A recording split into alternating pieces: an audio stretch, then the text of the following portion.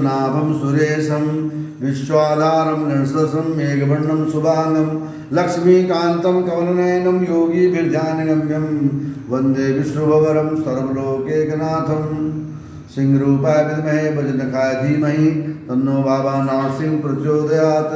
भगवान परशुराम देवताभ्यो नमः। भगवान नारायणभ्यो नमो नमः। या देवी सर्वभूतेषु लक्ष्मीरूपेण संस्थिता नमस्तस्यै नमस्तस्यै नमस्तस्यै नमो नमः। माता बहन भाइयों, आज जो है छोटी दिवाली है, नरक चौदस है, हनुमान जयंती है। छोटी दिवाली चौदस के दिन आती है और दिवाली से एक दिन पहले आती है। धनतेरस से लेके दीपावली तक भगवती माँ लक्ष्मी के पूजन का विधान है।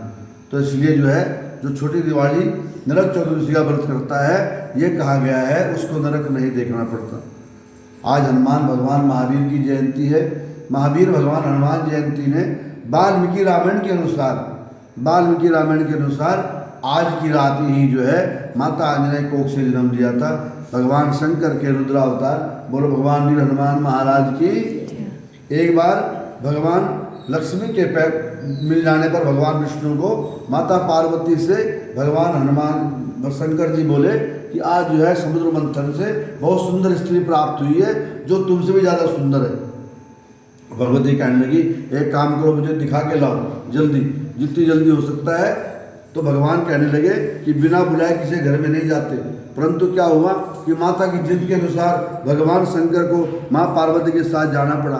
तो भगवान विष्णु ने क्या छल किया, लक्ष्मी जी को तो अदृश्य कर दिया और खुद एक मोहिनी अवतार रख लिया और भगवान शंकर को अपने ऊपर मोहित कर दिया। माता बहनों, आगे आगे मोहिनी और पीछे भगवान शंकर। तो उस समय भगवान शंकर विष्णु के भगवान के गर्भ में भगवान जी हनुमान जी पुत्र के रूप में स्थापित हो गए। इस प्रकार से जो है जब भगवान विष्णु अपने रूप में आए तो सोचते हैं कि अब तो पुरुष के भी बच्चे होंगे, तो क्या करते हैं कि इसको जो है मैं कहीं ना कहीं ट्रांसफ़र कर देता हूँ। तो क्या करते हैं, तो उनकी शिष्या थी माता अंजना, अपनी कुटिया में रहती थी। तो उसकी जो है कि उसकी कुटिया में बोले कि पुत्री अंजनी, बोले हाँ, बोले जो मेरे पेट में सो तेरे पेट में। तो वायु के द्वारा, पवन के द्वारा वो जो अंश था भगवान शंकर का, वो माता अंजनी के गर्भ में चला गया। इसी प्रकार भगवान को शंकर सुवन कहते हैं, केसरी नंदन कहते हैं, क्योंकि केसरी जो है माता अंजना के पति का नाम था। और पवन पुत्र भी कहते हैं क्योंकि पवन पुत्र उनके पालक पिता हैं, इसीलिए उनका भगवान राम से इतना प्रेम हुआ। नरक चतुर्दशी प्राचीन समय में रतिदेव नाम का एक राजा राज करता था। जब पहले समय में धर्मात्मा और दानी था, पूर्व काल कर्मों से जन्मों में राजा ने अनेक दाना देकर सत्य काम किए थे। अंत समय जब आया तो यमराज के दूत उन्हें लेने के लिए आए। राजा को लाल लाल आंखें दिखाकर कहने लगे, हे राजन, नरकों को चलो, अब तुम्हें वहीं चलना पड़ेगा। इस पर राजा घबराया और नरक के चलने का कारण पूछा। यमदूतों ने कहा, आपने कुछ दान पुण्य तो किया है, उसके अखिल विश्व जानता है, किंतु पाप तो केवल भगवान और धर्मराज ही जानते हैं। बोलो कृष्ण भगवान महाराज की। राजा बोला, उस पाप को मुझे भी तो बताओ जो मैं निवारण कर सकूं। यमदूत बोले, एक बार तेरे द्वार से भूख से व्याकुल एक ब्राह्मण लौट गया था, तो तुझे नरक को जाना पड़ेगा।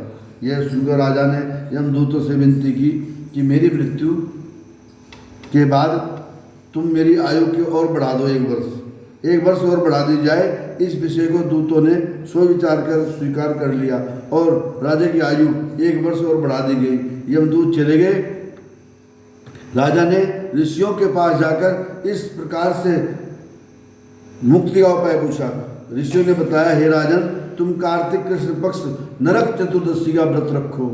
इससे क्या होगा कि भगवान कृष्ण का पूजन करना, माता लक्ष्मी का पूजन करना, ब्राह्मण को भोजन कराना, दान देकर, है ना, अपने अपराध को सुनाकर बार बार भगवान क्षमा मांगना। इस प्रकार तुम जो है पाप मुक्त हो जाओगे।